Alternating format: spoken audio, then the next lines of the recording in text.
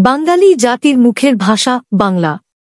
হাজার বছর আগে বাঙালি জাতির মুখের ভাষা বাংলাকে কেড়ে নিয়েছিল দক্ষিণ ভারত থেকে আগত সেন রাজারা। সেন রাজাদের হিন্দু পণ্ডিতরা ফতোয়া জারি করেছিল, যারা বাংলা ভাষা বলবে ও শুনবে তারা রৌরব নামক নরকে যাবে। ওই সময় তুর্কি বংশোদ্ভূত ইখতিয়ার উদ্দিন মুহম্মদ বখতিয়ার খিলজি নির্যাতিত বাঙালিদের মুক্ত করতে এগিয়ে আসেন এবং 1204 সালে মাত্র 8 জন ঘোড়সওয়ারি নিয়ে সেন রাজাকে পরাজিত করে বাংলাকে স্বাধীন করেন। বক্তারা বলেন, ইখতিয়ার উদ্দিন মুহম্মদ বখতিয়ার খিলজির বাংলা বিজয়ের মাধ্যম দিয়ে সেই দিন শুধু ভূমির বিজয় হয়নি, সাথে মুক্ত হয়েছিল বাঙালিদের মুখের ভাষা বাংলা। ভাষাবিদ দীনেশ চন্দ্র সেন বলেন, মুসলমান সম্রাটগণ বর্তমান বঙ্গসাহিত্যের জন্মদাতা বললে অত্যুক্তি হয় না। বঙ্গসাহিত্য মুসলমানদেরই সৃষ্ট, বঙ্গভাষা বাঙালি মুসলমানের মাতৃভাষা। অধ্যাপক ও গবেষক মোহাম্মদ আসাদুজ্জামান বলেন, যদি বাংলায় মুসলিম বিজয় ত্বরান্বিত না হতো এবং এদেশে আরও কয়েক শতকের জন্য পূর্বের শাসন অব্যাহত থাকত, তবে বাংলা ভাষা বিলুপ্ত হয়ে যেত এবং অবহেলিত ও বিস্মৃত প্রায় হয়ে অতীতের গর্ভে নিমজ্জিত হতো। মধ্যযুগে মুসলিম শাসকদের রাজকীয় পৃষ্ঠপোষকতায় বাংলা ভাষার যে সাহিত্য চর্চা শুরু হয়, তার মাধ্যমে বাংলা ভাষা একটি পরিপূর্ণ ভাষা হিসেবে আত্মপ্রকাশ করার যোগ্যতা অর্জন করে। বাংলা ভাষাকে কলুষিত করার চেষ্টা পরবর্তীতে যুগে যুগে আরও হয়। 18 সনে ব্রিটিশরা কলকাতায় ফোর্ট উইলিয়াম কলেজ প্রতিষ্ঠা করে বাংলা ভাষার আরবি ও ফার্সি শব্দ বাদ দিয়ে সংস্কৃত শব্দ প্রবেশের উদ্দেশ্যে সাহিত্য চর্চা শুরু করে। তারা দেখাতে চায়, বাংলা ভাষার সাথে মুসলমানদের কোন সম্পর্ক নেই। মুসলিমদের হেয় প্রতিপন্ন করতে প্রচার করা হয়, বাংলা ভাষায় প্রথম কুরআন শরীফ অনুবাদ নাকি গিরিশ চন্দ্র সেন করেছে। অথচ 1886 সালে গিরিশ চন্দ্র সেনের অনুবাদের বহু পূর্বে 1808 সালে বাংলা ভাষায় কুরআন শরীফের আংশিক অনুবাদ করেন মাওলানা আমিরুদ্দিন বসুনিয়া। এরপর 1836 সনে মৌলভী নাইমুদ্দিন পূর্ণাঙ্গ কুরআন মাজিদের বাংলা অনুবাদ সম্পন্ন করেন। অথচ এই ইতিহাস প্রচার করা হয় না। পাকিস্তানের জন্মের মাস 7 পরে 1948 সালের মার্চে মোহাম্মদ আলী জিন্নাহ যখন তার জীবনের প্রথম ও শেষবারের মতো পূর্ববঙ্গে এসেছিলেন, তিনি হয়তো ভাবেননি যে সেখানে তার উচ্চারিত কিছু কথা একসময় তারই প্রতিষ্ঠিত নূতন দেশটির ভাঙন ডেকে আনতে ভূমিকা রাখবে। মি জিন্নাহ তখন পাকিস্তানের গভর্নর জেনারেল, গণপরিষদের সভাপতি এবং মুসলিম লীগেরও সভাপতি। 9 দিনের পূর্ববঙ্গ সফরে তিনি ঢাকা ও চট্টগ্রামে কয়েকটি সভায় বক্তৃতা দেন। ঢাকায় প্রথম সভাটি অনুষ্ঠিত হয় 1948 সালের 2 মার্চ ঢাকার রেসকোর্স ময়দানে, যা এখন সোহরাওয়ার্দী উদ্যান। এতে তিনি স্পষ্ট করেই বলেছিলেন, পাকিস্তানের রাষ্ট্রীয় ভাষা হবে উর্দু, অন্য কোন ভাষা নয়। ইংরেজিতে দেয়া সেই বক্তৃতায় তিনি বলেছিলেন, আমি খুব স্পষ্ট করেই আপনাদের বলছি যে পাকিস্তানের রাষ্ট্রভাষা হবে উর্দু এবং অন্য কোন ভাষা নয়। কেউ যদি আপনাদের বিভ্রান্ত করার চেষ্টা করে তাহলে সে আসলে পাকিস্তানের শত্রু। কয়েকদিন পর মি জিন্নাহ ঢাকা বিশ্ববিদ্যালয়ের কার্জন হলে ছাত্রদের সামনে আরও একটি ভাষণ দিলেন। সেখানেও একই কথা বললেন তিনি। বললেন, পাকিস্তানের প্রদেশগুলো নিজেদের সরকারি কাজে যে কোন ভাষা ব্যবহার করতে পারে, তবে রাষ্ট্রীয় ভাষা হবে একটি এবং তা হবে উর্দু। তারা লিখেছেন, কার্জন হলে উর্দুকে রাষ্ট্রভাষা করার কথা বলার পর কয়েকজন ছাত্র না না বলে চিৎকার করে প্রতিবাদ করেছিলেন, যা মি জিন্নাহকে কিছুটা অপ্রস্তুত করেছিল। কয়েক মুহূর্ত চুপ থেকে আবার বক্তৃতা শুরু করেছিলেন তিনি। সবকিছুতেই উর্দু আর ইংরেজি, বাংলা নেই। মি জিন্নাহ ঢাকায় এসব কথা বলেছিলেন এক বিশেষ প্রেক্ষাপটে। তার ঢাকা সফরের আগেই পূর্ববঙ্গে বাংলা ভাষাকে কেন্দ্র করে অনেকগুলো ঘটনা ঘটে গেছে। পাকিস্তান প্রতিষ্ঠার পর থেকেই দেখা যায়, নতুন দেশের ডাক টিকিট, মুদ্রা, মানি অর্ডার বা টাকা পাঠানোর ফর্ম, ট্রেনের টিকিট, পোস্টকার্ড এগুলোতে শুধু উর্দু ও ইংরেজি ব্যবহৃত হচ্ছে। এর প্রতিবাদে ঢাকায় ছাত্র ও বুদ্ধিজীবীরা বিক্ষোভ সমাবেশও করেছিলেন। পূর্ব পাকিস্তানে কর্মরত উর্দুভাষী সরকারি কর্মকর্তাদের বিরুদ্ধে বাঙালি কর্মকর্তাদের প্রতি বিরূপ আচরণের অভিযোগ ওঠে। একই রকম মনোভাবের শিকার হন পশ্চিম পাকিস্তানে কর্মরত বাঙালি কর্মকর্তারাও। পাকিস্তানের সামরিক বাহিনী ও সরকারি চাকরিতেও ছিল অবাঙালিদের প্রাধান্য। পরে দেখা যায় পূর্ব পাকিস্তান থেকে নৌবাহিনীতে লোক নিয়োগের ভর্তি পরীক্ষাও হচ্ছে উর্দু ও ইংরেজিতে। এ নিয়ে সে সময় তীব্র ক্ষোভ প্রকাশ করা হয়েছিল আবুল মনসুর আহমদ সম্পাদিত পত্রিকা ইত্তেহাদে। মি জিন্নাহ যেদিন কার্জন হলে ভাষণ দেন, সেদিনই বিকেলে তার সাথে দেখা করে ঢাকা বিশ্ববিদ্যালয়ের ছাত্রদের একটি দল। এ সময় ভাষা নিয়ে তাদের মধ্যে তীব্র বিতর্ক প্রায় ঝগড়াঝাটির স্তরে পৌঁছে যায়। মি জিন্নাহকে একটি স্মারকলিপিও দেয় ছাত্রদের দলটি। তাতে বাংলাকে অন্যতম রাষ্ট্রভাষা করার দাবি জানানো হয় এবং কানাডা, বেলজিয়াম ও সুইজারল্যান্ডের মতো একাধিক রাষ্ট্রভাষা আছে এমন কিছু দেশের উদাহরণ দেয়া হয়। এই ছাত্র নেতারা অনেকেই ছিলেন মি জিন্নাহর দল মুসলিম লীগের। কিন্তু ভাষার প্রশ্নে পূর্ববঙ্গের প্রাদেশিক মুসলিম লীগের একাংশ কেন্দ্রীয় নেতাদের চাইতে ভিন্ন ভূমিকা নিয়েছিল। বাংলাকে রাষ্ট্রভাষা করার দাবি। নতুন রাষ্ট্র পাকিস্তানের রাষ্ট্রীয় ভাষা কি হবে তা নিয়ে বিতর্ক শুরু হয়ে গিয়েছিল ভারতভাগের আগেই। অবাঙালি মুসলিম রাজনীতিবিদ ও অধ্যাপক বুদ্ধিজীবীরা বলছিলেন উর্দু ভাষার কথা, অন্যদিকে মুহাম্মদ শহীদুল্লাহ ও এনামুল হকের মতো বাঙালি বুদ্ধিজীবীরা এর প্রতিবাদ করছিলেন। ভাষা আন্দোলনের ইতিহাস নিয়ে গুরুত্বপূর্ণ একটি বই লিখেছেন বাংলাদেশের বামপন্থী রাজনীতিবিদ এবং লেখক বদরুদ্দিন উমর।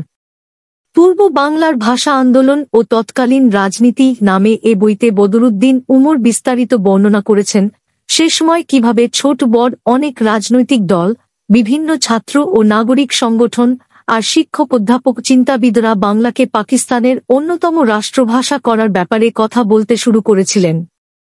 ছবির উৎস গেটি ইমেজেস। ছবির ক্যাপশন ঢাকা বিশ্ববিদ্যালয়ের কার্জন হলে ভাষণ দিয়েছিলেন মি জিন্নাহ।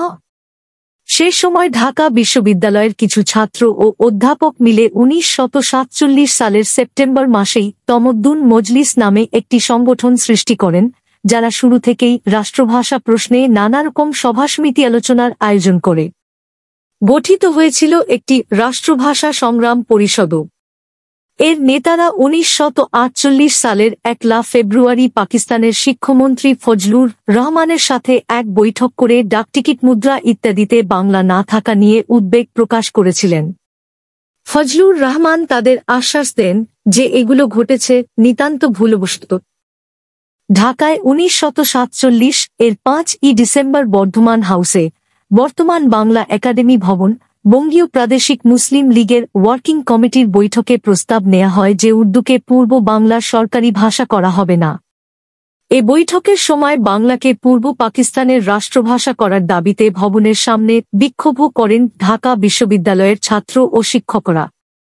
ফলে পাকিস্তান প্রতিষ্ঠার মাত্র 6-7 মাস পর মি জিন্নাহ যখন ঢাকায় আসেন, তখনই রাষ্ট্রভাষা প্রশ্নে পূর্ব পাকিস্তানের শিক্ষিত সমাজ রীতিমতো উদ্বিগ্ন এবং ক্ষুব্ধ হয়ে উঠেছিলেন।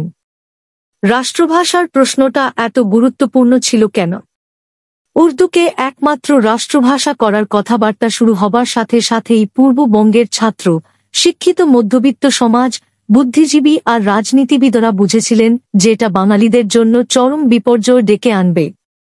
তারা বুঝলেন এর ফলে পাকিস্তানে উর্দুভাষীদের আধিপত্য প্রতিষ্ঠিত হবে, বাঙালিরা সরকার ও সামরিক বাহিনীতে চাকরি-বাকরির সুযোগের ক্ষেত্রে উর্দু জানা জনগোষ্ঠীর তুলনায় পিছিয়ে পড়বেন। পাকিস্তান প্রতিষ্ঠিত হবার ফলে বাঙালি মুসলমানদের উন্নয়ন ও সামাজিক বিকাশের স্বপ্ন সৃষ্টি হয়েছিল, তা চরমভাবে ব্যাহত হবে। অথচ পাকিস্তানের বাস্তবতা ছিল এই যে সেদেশের পূর্বাংশে এবং গোটা দেশ মিলিয়েও সংখ্যাগরিষ্ঠ মানুষের ভাষাই ছিল বাংলা। পশ্চিম পাকিস্তানে 4% কিছু বেশি লোকের ভাষা ছিল পাঞ্জাবি, আর মাত্র 4% ভাষা ছিল উর্দু। সংখ্যাগরিষ্ঠ মানুষের ভাষা হয়েও বাংলা ভাষা পাকিস্তানের অন্যতম রাষ্ট্রভাষা হবে না, এটা পূর্ববঙ্গের ছাত্র ও শিক্ষিত জনগোষ্ঠীর মধ্যে প্রচণ্ড ক্ষোভ সৃষ্টি করেছিল। একদিকে ভাষা ও আত্মপরিচয়ের আবেগ তো আছেই, তাছাড়াও এর একটা অর্থনৈতিক দিক আছে, বলছিলেন কলাম্বিয়া বিশ্ববিদ্যালয়ের অধ্যাপক ও বিশ্লেষক রৌনক জাহান। তার কথায়, তখন চাকরির সুযোগ বলতে সরকারি চাকরিই ছিল। কিন্তু উর্দু রাষ্ট্রভাষা হলে সরকারি চাকরি বা সেনাবাহিনীতে চাকরি পেতে বাঙালিদের উর্দু শিখতে হবে, উর্দুভাষীদের সাথে প্রতিযোগিতা করতে হবে, ফলে তাদের ডিসঅ্যাডভান্টেজ হয়ে যায়। ফলে ছাত্রদের জন্য এটা ছিল ভবিষ্যতের প্রশ্ন। ছবির উৎস সিআরআই। ছবির ক্যাপশন: 1969 সালের গণ আন্দোলনের মাধ্যমে কারাগার থেকে বেরিয়ে আসার পর শেখ মুজিব অনেক প্রভাবশালী হয়ে ওঠেন। অশিক্ষিত ও চাকরির অযোগ্য তমদ্দুন মজলিস এই সময় পাকিস্তানের রাষ্ট্রভাষা বাংলা না উর্দু নামে একটি পুস্তিকা প্রকাশ করেছিল। এতে ঢাকা বিশ্ববিদ্যালয়ের অধ্যাপক কাজী মোতাহার হোসেন, দৈনিক ইত্তেহাদের সম্পাদক আবুল মনসুর আহমদ আর তমদ্দুন মজলিস প্রধান অধ্যাপক আবুল কাসেমের নিবন্ধ ছিল।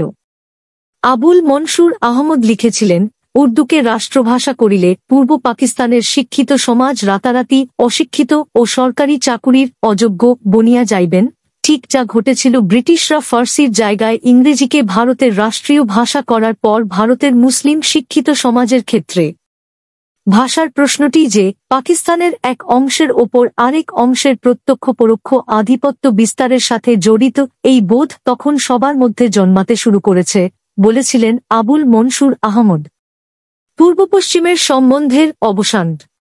ওই পুস্তিকায় একটি চমকপ্রদ কথা লিখেছিলেন কাজী মোতাহার হোসেন তার নিবন্ধে। তিনি লিখেছিলেন, যদি গায়ের জোরে উর্দুকে বাঙালি হিন্দু মুসলামের উপর রাষ্ট্রভাষা রূপে চালাবার চেষ্টা হয়, তবে সে চেষ্টা ব্যর্থ হবে। কারণ ধুমায়িত অসন্তোষ বেশি দিন চাপা থাকতে পারে না। শীঘ্রই তাহলে পূর্ব পশ্চিমের সম্বন্ধের অবসান হবার আশঙ্কা আছে। অর্থাৎ উর্দুকে রাষ্ট্রভাষা করলে পাকিস্তানের বাঙালিদের ক্ষোভ যে একসময় জাতীয়তাবাদী চিন্তায় রূপ নেবে এবং তা যে পাকিস্তানের বিভক্তি জেকে আনতে পারে, হোসেন তা তখনই অনুভব করেছিলেন। পাকিস্তানকে ধ্বংসের ষড়যন্ত্র। মি জিন্নাহর মতো পাকিস্তানের নেতারাও তাদের দৃষ্টিকোণ থেকে হয়তো ঠিক সেই আশঙ্কাই করেছিলেন।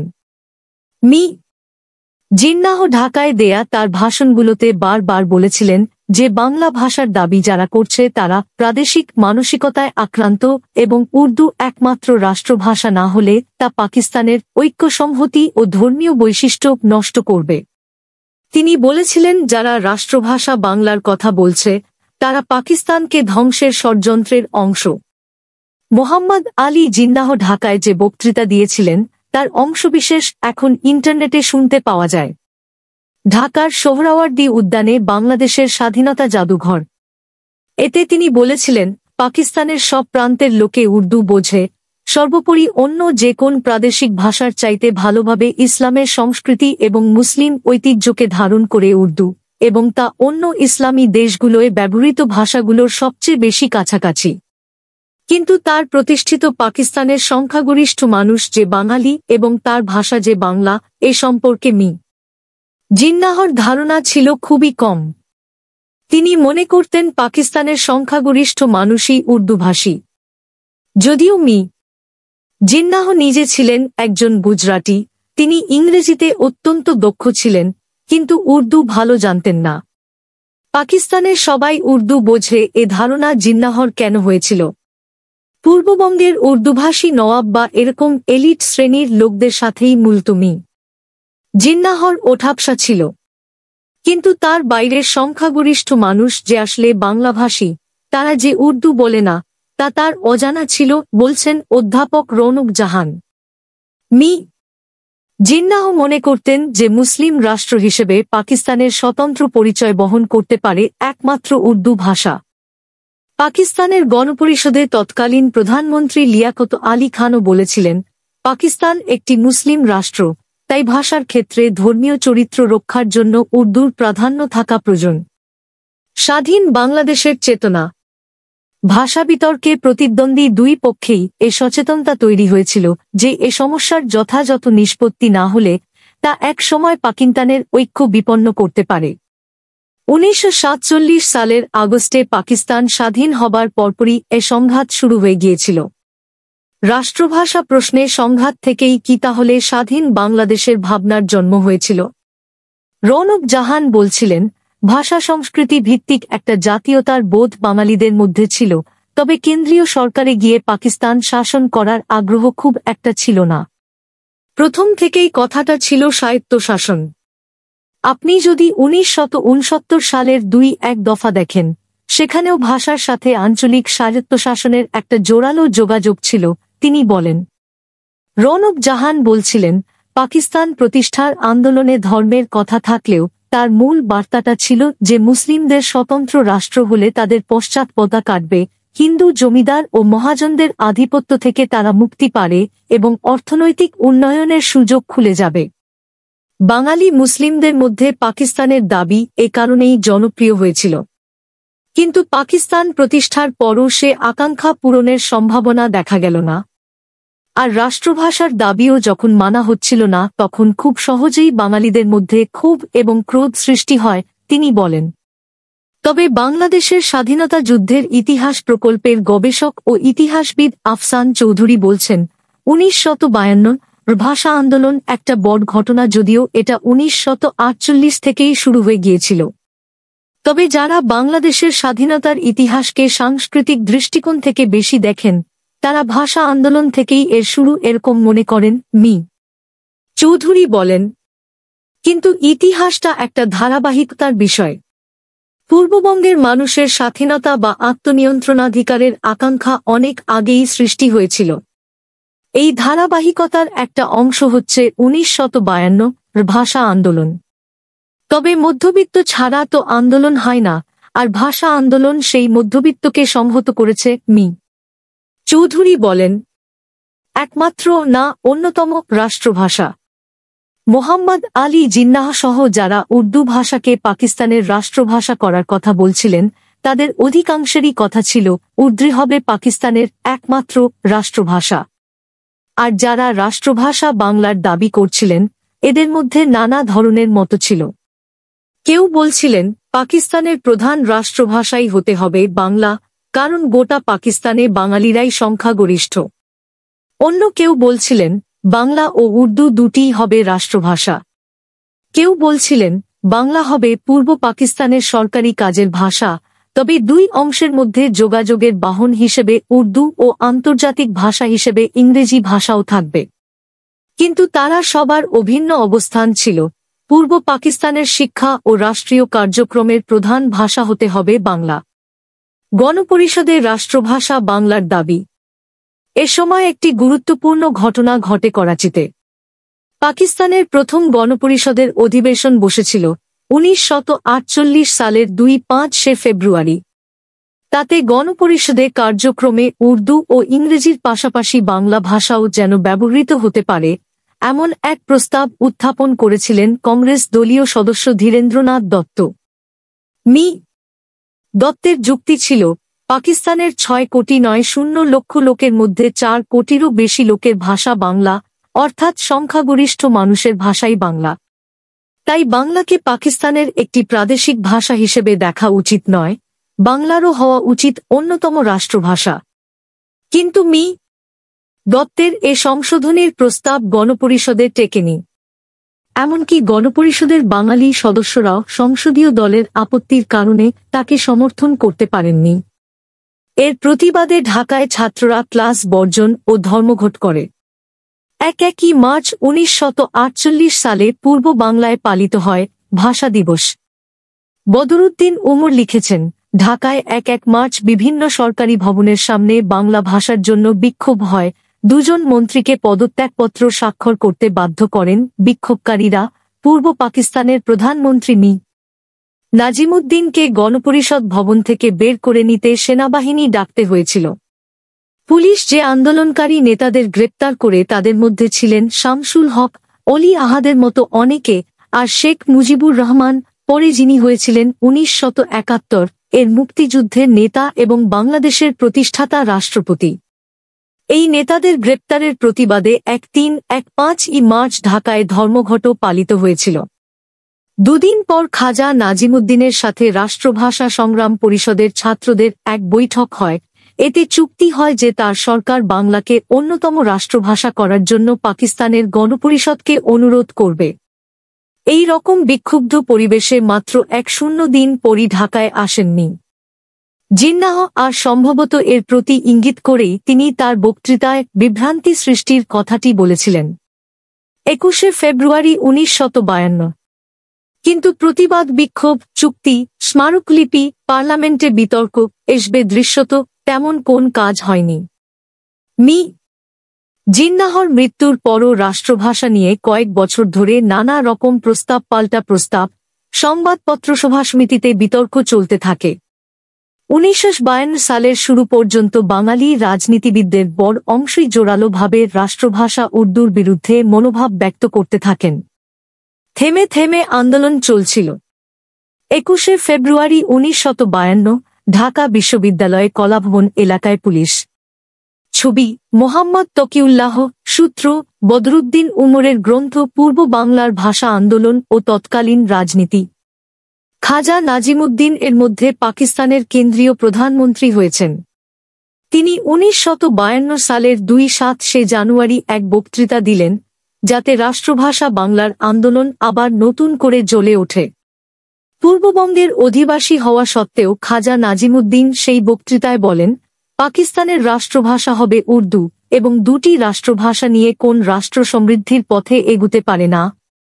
তিনি আরও বলেন, পূর্ববঙ্গের ২-৭টি শিক্ষাকেন্দ্রে এর মধ্যেই আরবি হরফে বাংলা লেখার প্রক্রিয়া চালু হয়েছে। এর ফলে নতুন করে শুরু হয় ছাত্র বিক্ষোভ, ধর্মঘট, হরতাল। গঠিত হয় সর্বদলীয় একটি রাষ্ট্রভাষা সংগ্রাম পরিষদ। ২১শে ফেব্রুয়ারি থেকে ঢাকায় ১৪৪ ধারা জারি করে স্থানীয় প্রশাসন।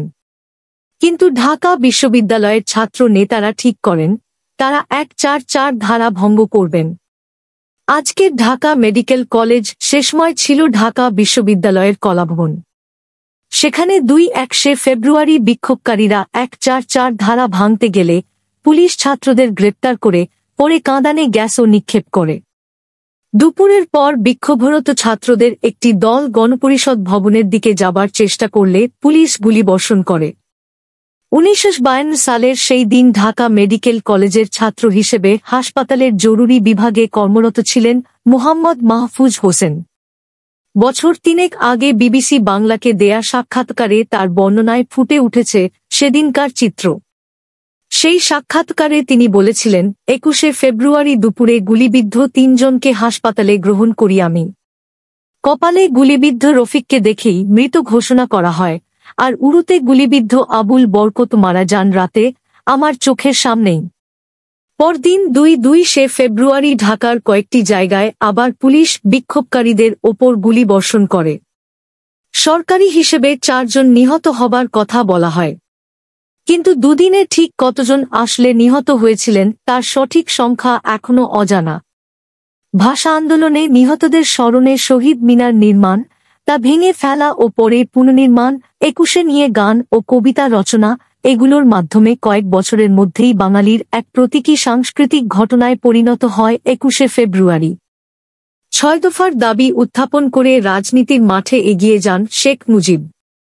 আফসান চৌধুরী বলছিলেন, শহীদ মিনার বানানোর বিষয়টা হল এই যে প্রতীক তৈরি হওয়া, ইতিহাসের মধ্যে এরকম প্রতীকায়ন থাকতে হয়, এটা খুবই গুরুত্বপূর্ণ। ভাষা আন্দোলন এটা করেছে।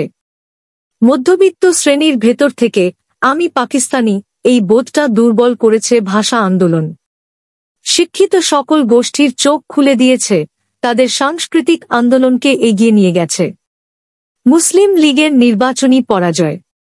২১শে ফেব্রুয়ারির গুলিবর্ষণের ঘটনার পর মুসলিম লীগ সরকারের প্রতিক্রিয়া মানুষের মধ্যে তীব্র ক্ষোভের সৃষ্টি করে। পূর্ব পাকিস্তানের রাজনীতিতে ১৯৫০-এর দশক জুড়ে বড় রকমের পরিবর্তন ও মেরুকরণ ঘটে যায়। এর আগে ১৯৪৯ সালে খাজা নাজিমুদ্দিনের বিরোধীরা মুসলিম লীগ থেকে বেরিয়ে গিয়ে মৌলানা ভাসানী, হোসেন শহীদ সোহরাওয়ার্দী ও শেখ মুজিবুর রহমানের মতো নেতারা আওয়ামী মুসলিম লীগ নামে নতুন দল গঠন করেছিলেন, পরে যা পরিণত হয় আওয়ামী লীগে। ১৯৫৪ সালে আওয়ামী লীগ ও অন্যান্য দল মিলে গঠিত যুক্তফ্রন্ট পূর্ববঙ্গের প্রাদেশিক নির্বাচনে ২৭০টি আসনের ২-২-৩টিতে জয়লাভ করে। যে পূর্ববঙ্গের ঢাকায় ১৯০৬ সালে অল ইন্ডিয়া মুসলিম লীগের জন্ম হয়েছিল, সেই পূর্ববঙ্গের রাজনীতিতে মুসলিম লীগ প্রায় নিশ্চিহ্ন হয়ে যায়। শেষ পর্যন্ত 1956 সালে পাকিস্তানের প্রথম সংবিধানে রাষ্ট্রভাষা হিসেবে উর্দু এবং বাংলা এই দুই ভাষাকে স্থান দেয়া হয়। স্বাধীনতার চেতনার জন্ম নেয় কখন? কিন্তু পাকিস্তানের দুই অংশের মধ্যে বৈষম্য ক্রমশই স্পষ্ট হতে থাকে। অর্থনীতি, বাজেট বরাদ্দ, সরকারি চাকরির সুযোগ, রাজস্ব ও কর এরকম সকল ক্ষেত্রে পশ্চিম পাকিস্তানের প্রাধান্য আর পূর্ব পাকিস্তানকে বঞ্চিত করার বিষয়টি রাজনীতিতে প্রধান ইস্যু হয়ে ওঠে। রৌনক জাহান বলছেন, বাঙালিরা যে আলাদা, এই আত্মপরিচয় এবং পশ্চিম পাকিস্তানের অংশ হয়ে যে থাকা হবে না, এ অনুভূতিটা প্রথম থেকেই ধীরে ধীরে বেড়েছে। এটা ছিল ভাষাভিত্তিক আত্মপরিচয়। অমর্ত্য সেন বলেছেন, মানুষের অনেক রকম আইডেন্টিটি আছে। আমরা মুসলমান, সেটা হয়তো 4-7 সালের আগে জোরালো ছিল, কিন্তু 4-7 পর আমাদের ভাষাভিত্তিক পরিচয়টাই প্রধান হয়ে উঠেছে। রৌনক জাহান বলেন। রৌনক জাহান বলছিলেন, ভাষার দাবি তো 1956 তারা মেনে নিল, কিন্তু তারপর আবার 1958 সালে আইয়ুব খানের সামরিক শাসনের পর রবীন্দ্রসঙ্গীত নিষিদ্ধ করা হল, মেয়েরা টিপ দিতে পারবে না, এসব শুরু হল। তখন এর বিরুদ্ধে সংস্কৃতি কর্মীদের আন্দোলন হল। আর 6 দফা ঘোষিত হবার পর পূর্ববঙ্গে গাড়ির নাম্বার প্লেট, দোকানের সাইনবোর্ড এসব বাংলায় করা হতে লাগল। 1970 সালের নির্বাচনের পর বিজয়ী আওয়ামী লীগের কাছে ক্ষমতা দিতে চায়নি পাকিস্তানের শাসকরা। এর পরিণতিতে শুরু হয় মুক্তিযুদ্ধ। আফসান চৌধুরীর মতে, ভাষা আন্দোলন বড় ঘটনা হলেও পূর্ব ও পশ্চিম পাকিস্তানের মূল দ্বন্দ্ব ছিল অর্থনৈতিক। মনে রাখতে হবে, 1956 সালে বাংলা তো পাকিস্তানের অন্যতম রাষ্ট্রভাষা হয়ে গেল, কিন্তু বাঙালির আন্দোলন তো থামল না। শেখ মুজিব 6 দফা দিলেন কেন? কারণ আমাদের মূল দ্বন্দ্বটা হচ্ছে অর্থনৈতিক। আফসান চৌধুরী বলছিলেন, পূর্ববঙ্গের মানুষের স্বাধীনতার আকাঙ্ক্ষা রূপ পেতে থাকে 1958 সালের পরে। শেখ মুজিব 1966 সালে আন্দোলনটাকে রাস্তায় নিয়ে গেলেন। তিনি 1940-এর দশক থেকে রাজনীতি করছেন, তাই বাঙালির নিজস্ব রাষ্ট্রের আকাঙ্ক্ষার ধারাবাহিকতা সম্পর্কে তার পূর্ণ ধারণা ছিল। তার সাথে 6 দফার ধারণা মিলে যায়। তাই তিনি যখন 6 দফা দিলেন, তিনি আলাদা দেশ এই কথাটা বলছেন না, কিন্তু এটা পরিষ্কার আলাদা দেশের কথাই, শুধু ফ্ল্যাগ ওড়ানোর কথা নেই। আমি মনে করি 6 দফার পর আর পাকিস্তানের টিকে থাকা সম্ভব ছিল না, বলেন আফসান চৌধুরী।